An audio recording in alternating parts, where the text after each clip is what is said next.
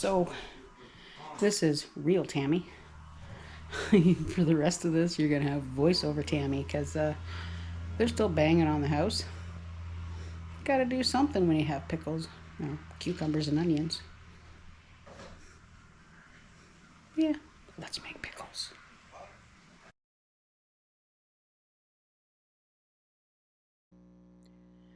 I do think it's actually kind of funny that I said, hey, welcome to voiceover Tammy.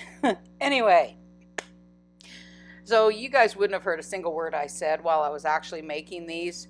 So what I did first of all is I'm actually using onions as well as the cucumbers from our garden. Can you believe I actually have enough cucumbers to make pickles? I only planted them to eat. I know. Wasn't intended, but hey, happy accidents. But the Bernardin recipe for bread and butter pickles is ridiculously easy, and it doesn't have quite as much sugar in it as the Clubhouse recipe. Don't worry, you're going to see that later. Anyway, to get to the point, I also did not have enough mustard seeds when I actually created this recipe, so when I put everything in later, I'll tell you. But when you make this recipe, you're supposed to thinly slice the onions, and yes, they were fresh onions and very, very potent onions. Wow. If I was talking, you'd hear me sniffle about every fourth word. Now, the recipe also says you're supposed to slice the cucumbers about half a centimeter or a quarter of an inch thick. Mine's actually about maybe almost twice that because I want them crunchier. That's the easiest way for me to say it. I just want them crunchier. I like crunchy pickles. You guys all know the fight that I have with dill pickles. You notice I'm not making dill pickles, right? Okay, because yeah, I still am fighting with dill pickles. But anyway, to get back to the point, it is actually a pretty good little recipe. I'll make sure to save it and I'll put it down below for you to see. And it does have the option of using pickle crisp. Now, what pickle crisp is, it's kind of like how you used to use alum for some pickles. Same idea, you just put in like an eighth of a teaspoon into a pint-sized jar, so a 500 milliliter jar, and it kind of just helps keep them a little bit crispy. Now, if you're doing like a traditional bread and butter pickle, they're usually pretty floppy. You don't really need it. It's only an optional thing. You don't have to do it. Personally, I like them, and I like them a little bit crunchy, so yeah, I put in the pickle crisp. Now, it does take white vinegar quite a bit, 5%. Don't forget, it's a canning recipe, guys. If you're going to can anything, make sure you check the label for your vinegar. It must say 5% acidity. Safe canning practices. We know how this works. Also, at this point, I put in the salt and the water, and they're going to sit for a couple of hours. Well, it's a little noisy, guys. Hope you can hear me. So these have been soaking half a cup of pickling salt and enough water to cover for a couple hours. Now they're still crunchy. A couple of them are bigger than they should be and a couple are thinner, but you know, hey. So now we're going to drain these out and get the broth made.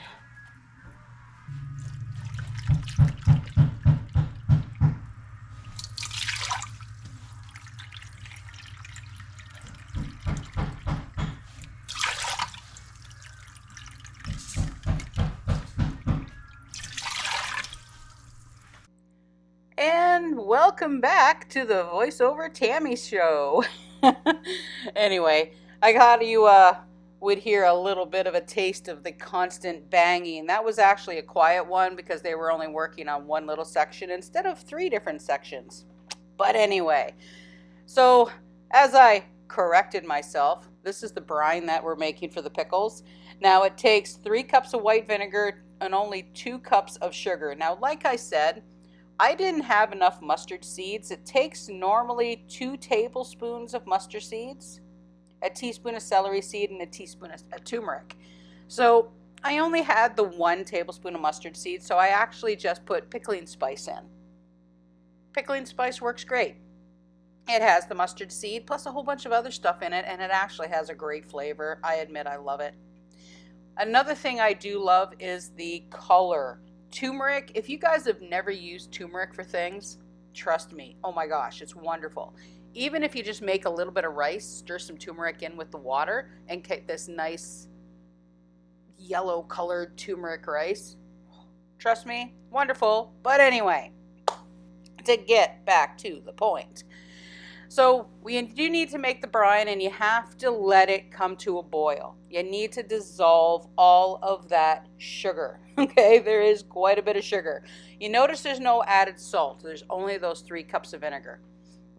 You don't need any added salt. You're using the pickling salt when you actually put, and you soak, I should say, the cucumbers. That's all you do with those. Soak them, rinse them, make the brine.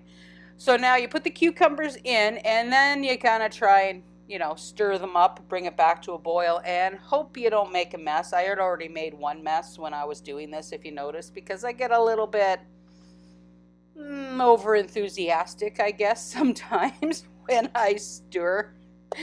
So, yeah, I don't find all this a chore. I actually find doing things like this relaxing, and I don't get anxious, which is a good thing. But anyway, back to the point. At this point here, we're going to stir it all up. It's going to come back to the boil, and then we're going to start processing them. So, yep, there I go, and there you go. Okay, now we're going to get them into the jars. Don't forget, following all those same safe canning practices. And here come the pickles. So when you're canning these, it is 500 milliliter or a pint jar.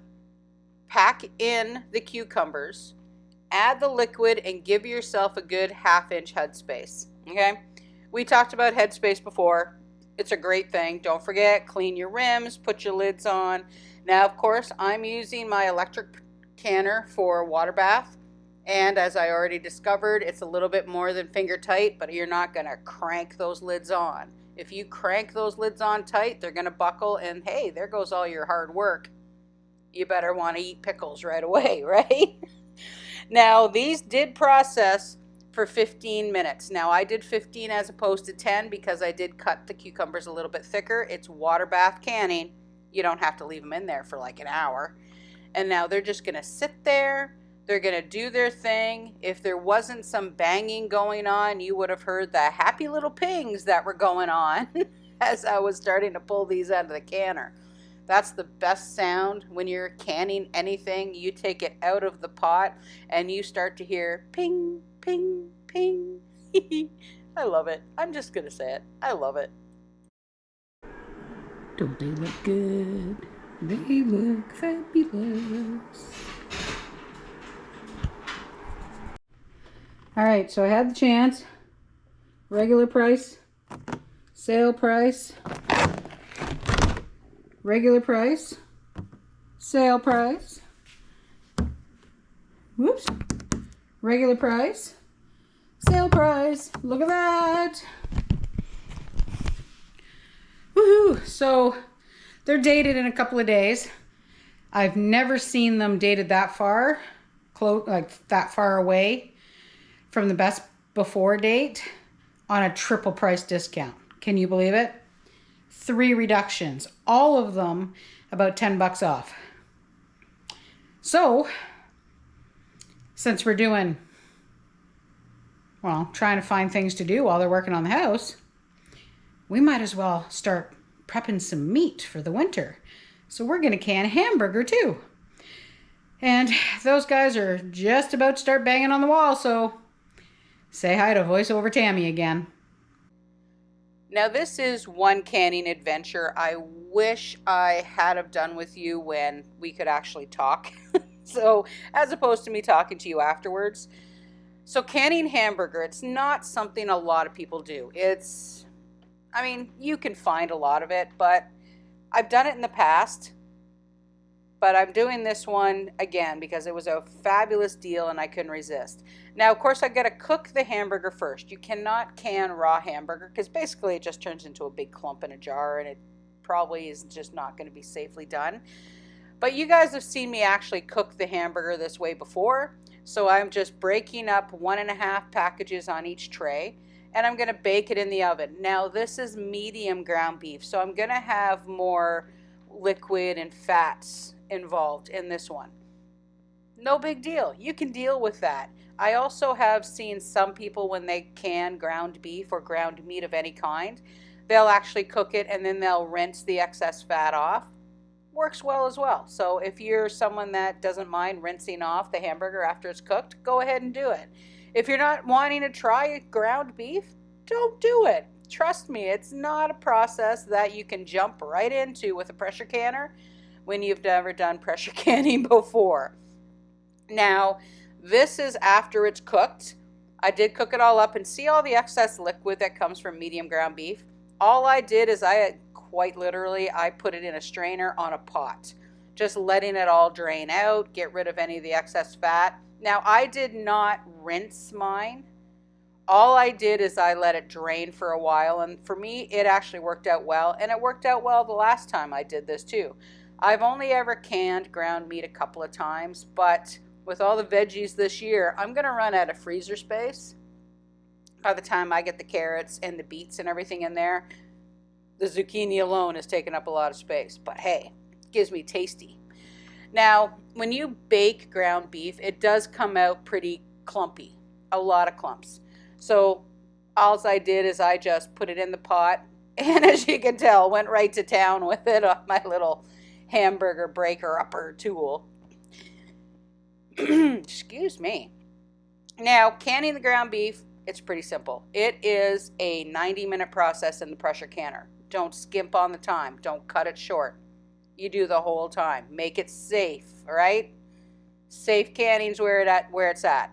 So I put the ground beef in the jar. It works out to be about, uncooked, probably about 3/4 pound for each one, which is all that we need. I added a 1/4 teaspoon of salt to each jar, and then I had the hot water at the ready. You need to add hot boiling water to the hot ground beef. Give yourself minimum 1/2 inch headspace to 1 inch. Now I tend to leave a little bit more space. I like more space, so I left 1 inch worth of headspace. This is going to cut off, just so you know, because the battery on my camera died. But when you're canning ground beef, a good rule of thumb is not using water to clean the rims. Get a nice cloth, lid-free cloth, paper towel, clean the rims with vinegar, just in case there's some fats or something around the rim of the jar. Make sure you clean it off perfectly. Now, I canned these for an extra 5 minutes because for some reason on the dial on my pressure canner, I always move it over one spot too many every single time. Hey, it happens. But what can I say? Actually, no, it worked pretty well. And right about now, the camera's going to start cutting off here in a moment. Well, the battery died. So what I did is I used hot water. I'm adding hot water to these jars. Last time I did ground beef, I used beef stock, and I didn't like it so much. This time it's just hot water and that little bit of salt. But it is currently heating, which you guys probably can't see. There we go. Heating. And this will pressure can for 80 minutes because it's supposed to be 75 for the little pints, but I kind of went one too far, so it's at 80, which is not going to hurt a thing. So this is going to heat, then it's going to vent for 10 minutes, and then the vent goes on. You know, we've got all this fabulous hamburger left. I think we should do 2 canning adventures. I think we're going to put some spaghetti sauce in jars because we're having spaghetti for supper anyway. We might as well put the rest in a jar, right? Well, like I said, their lunchtime is just about done, so let's go back to voiceover Tammy. So, for our spaghetti sauce. Now, I didn't use any fresh onion, fresh garlic, but that's okay. I put in some dried minced garlic that I had. basil, and oregano. Hey, remember last year when we bought those in nice little Dollarama bottles? Works great. I used 2 cans of tomato sauce and 2 cans of diced tomatoes. Now, this is a great opportunity to use up a lot of your stockpile items, so any cans that you do have. Now, I also added some green bell peppers that I had in the freezer because, hey, veggies, gotta have some veggies. And what else did I put in there? Oh yeah, in a minute you're gonna actually see me put in some of our dehydrated tomato dust. So remember when we dehydrated the tomato skins and pulverized them all up because it adds such great tomato flavor. And then of course some onion powder and garlic powder. I did add some of those as well. Now believe it or not, I didn't put any parsley in there. Yeah, I'm a parsley girl. Now I just let it simmer for a while. See, look at that. Doesn't that look good? It looks great. And flavor-wise, wonderful. And we had a lot left for dinner, just so you know. Okay, so it's time to show you everything that I canned while they were here working on the house. Now, the 2 that I did show you, no, wait, 3, except for part of 1 because don't ask me what I was thinking. I totally cannot find the rest of that one video. That one, of course, would be the spaghetti sauce. So, out of the 3 things that I showed you, those were only 3. I did a lot more than that. Let me show you what I did. Now, first of all, I should tell you, I have it actually on the shelf that we bought for the seedlings. And I do have a cover to keep it dark in there. It's just not on right now. I got to make it a little bit shorter. But, yeah, here's all the jars. Alrighty, now these baked beans here, these are the ones that were already on the shelf. Now what I showed you were the Bernardin recipe bread and butter pickles. Look fabulous. The ground beef and the spaghetti sauce. The other stuff I had done were more split pea and ham soup and bean and ham soup. We did the sweet bread and butter pickles. These ones also have a little bit of chili flake in them. And we also did some dilly beans, which also have a little bit of chili flake in them. Okay, now, so the reason why I list the 1 bread and butter pickle as sweet is because I use this recipe for that one. This recipe has 5 cups of sugar, so quite a bit more than the Bernardin recipe, and it has a different flavor too. So technically you don't put pickling spice in the Bernardin recipe, but I didn't have enough mustard seeds, so I just basically went half and half. And this recipe also has more turmeric in it, but they both taste wonderful, and I just love the smell of pickling spice.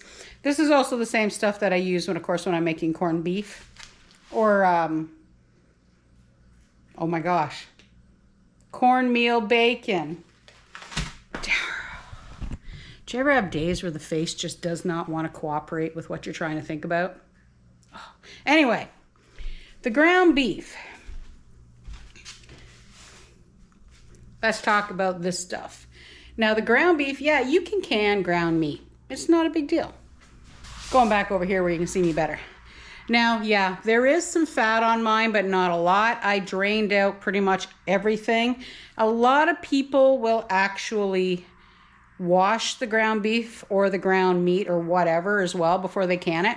You can safely can ground beef. You just got to cook it first and you follow a safe canning recipe. Nice and easy. Now, like I showed you, I wiped the rims down. Well, actually, wait a minute. I think that's where the video cut out. But let me say that again. I wipe the rims down with vinegar. Kind of cuts any grease that might be around the edge. Same with the spaghetti sauce. Now there are 2 canning times for spaghetti sauce. One is with meat, one's without. I made mine with meat, and of course the easiest thing for us, open one of those, cook some pasta, dinner's done. It also makes a fabulous base to make chili. So all I need to do is open one of those, open up a small can of kidney beans, add some spices, done. It's nice to know that I can just literally open a can in a jar and have dinner on the table without having to worry about the freezer. And of course, it's hurricane season. If I have another storm, I don't want another storm. I know that I've got food that we can just pop open and eat. Oh yeah, by the way, this stuff too, fabulous when you make sloppy joes with it. I don't know the difference. I don't know why it's different, but when you use this to make sloppy joes, it just tastes that much better. I don't get it. But anyway, yeah, that's what I canned. Now what I'll do is I will link the Bernardin recipe down below for the bread and butter pickles. I will also share the links for spaghetti sauce and ground beef from the National Center for Home Food Preservation. That's my go-to when it comes to that sort of thing. Everything that I've canned is a safe canning recipe. You guys already know this. Ball, Bernardin, National Center for Home Food Preservation, and a few other books that have been safety tested. And yeah, I'm just that's just the way I am. If it's a safe recipe and it sounds good, I'll try it. Okay, everybody, you guys have a great day. Thanks for coming out, and we'll see you next time as we do our simpler life here on PEI. Bye for now.